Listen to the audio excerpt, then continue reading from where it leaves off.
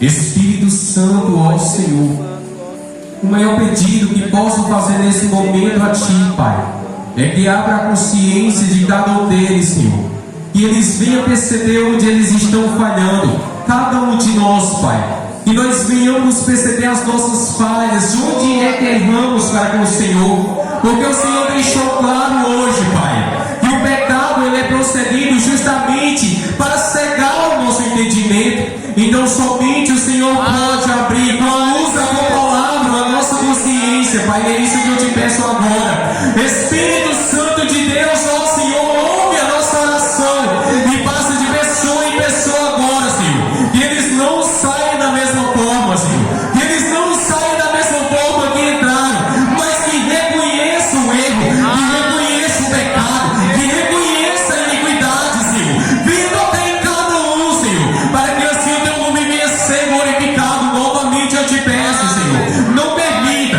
que nenhum deles pise da fora, Senhor, sem reconheça o erro. Revivasse cada da basura e andará da paz.